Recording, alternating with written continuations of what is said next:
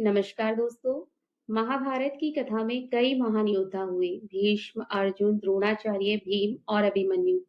लेकिन इन सबके बीच एक ऐसा योद्धा था जो अपनी वीरता से ही नहीं बल्कि अपनी उदारता और अद्भुत दान के लिए भी जाना गया। उसका नाम है सूर्यपुत्र कर्ण। कहा जाता है कर्ण ने अपने जीवन में कभी किसी व्यक्ति को खाली हाथ नहीं लौटाया। यहाँ तक कि उसने अपने जीवन के अंतिम समय में भी दान किया। अब सवाल ये उठता है कि क्या केवल दान देने से कोई सबसे बड़ा बन जाता है? इसका उत्तर हमें महाभारत की एक बहुत ही भावुक घटना से मिलता है। आइए कर्ण की जीवन यात्रा के माध्यम से समझते हैं उन्हें सबसे बड़ा दानवीर क्यों कहा गया। कर्ण का जन्म कुंती के गर्भ से हुआ था। कुंती को एक वरदान मिला था कि वे किसी भी देवता का आवाहन करके उनसे संतान प्राप्त कर सकती थी। वरदान की जिज्ञासा में कुंती ने भगवान सूर्यदेव का आवाहन किया और परिणाम स्वरूप सूर्यदेव के वरदान से कुंती को एक पुत्र प्राप्त हुआ। वह बालक जन्म से ही दिव्य कवच और कुंडल लेकर पैदा हुआ था। लेकिन उस समय कुंती अविवाहित थी। समाज के डर से उन्होंने उस बालक को एक टोकरी में रखकर नदी में बहा दिया। उस बालक को एक सारथी और उसकी पत्नी ने अपनाया और उस बालक का नाम रखा कर्ण। इसी कारण कर्ण को सूतपुत्र भी कहा गया। कर्ण बचपन से ही महान योद्धा बनना चाहते थे। उन्होंने धनुर्विद्या सीखी और स्वयं को कभी अर्जुन से कम नहीं समझा। लेकिन जब उन्होंने अपनी प्रतिभा दिखाई तो समाज ने उन्हें उनके जन्म के आधार पर अपमानित किया। राज्यसभा में उनका अपमान हुआ और उन्हें प्रतियोगिता में भाग लेने से रोका गया। यही वह समय था जब कर्ण के आत्मसम्मान को गहरी चोट पहुंची। इसी समय दुर्योधन ने कर्ण का साथ दिया। दुर्योधन ने कर्ण को अंग देश का राजा बना दिया ताकि वे राजकुमारों की बराबरी में खड़े हो सके। यहीं से शुरू हुई दुर्योधन और कर्ण की मित्रता। इसी मित्रता को कर्ण ने अपने जीवन भर निभाया, चाहे परिस्थिति कैसी भी रही हो।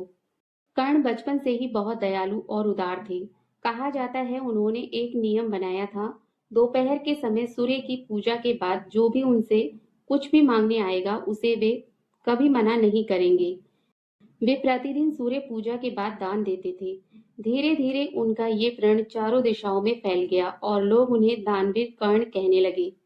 महाभारत का सबसे प्रसिद्ध दान कवच और कुंडल का दान था।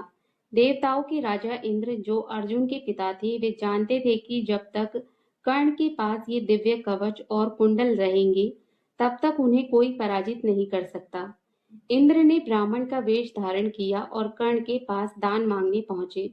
कर्ण ने आदर पूर्वक कहा, हे ब्राह्मण, बताइए आपको क्या चाहिए, मैं आपको अवश्य दूंगा। तभी ब्राह्मण ने कहा, मुझे तुम्हारे कुंडल और कवच दान में चाहिए। कर्ण समझ गए कि ये कोई साधारण याचक नहीं है।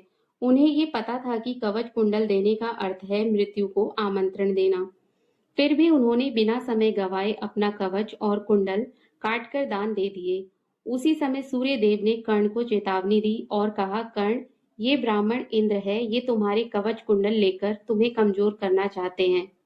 लेकिन कर्ण ने मुस्कुराते हुए कहा, यदि कोई ब्राह्मण मेरे द्वार पर आकर कुछ मांगे और मैं मना कर दूं तो मेरे दान का क्या मूल्य रह जाएगा। तभी इंद्रदेव ने अपने असली रूप में प्रकट होकर कहा, कर्ण, तुम स्वयं में महान दानवीर हो। आज तक किसी ने इतना बड़ा दान नहीं किया। एक बार कुरुक्षेत्र के युद्ध में भी कर्ण ने अपने धर्म का पालन किया।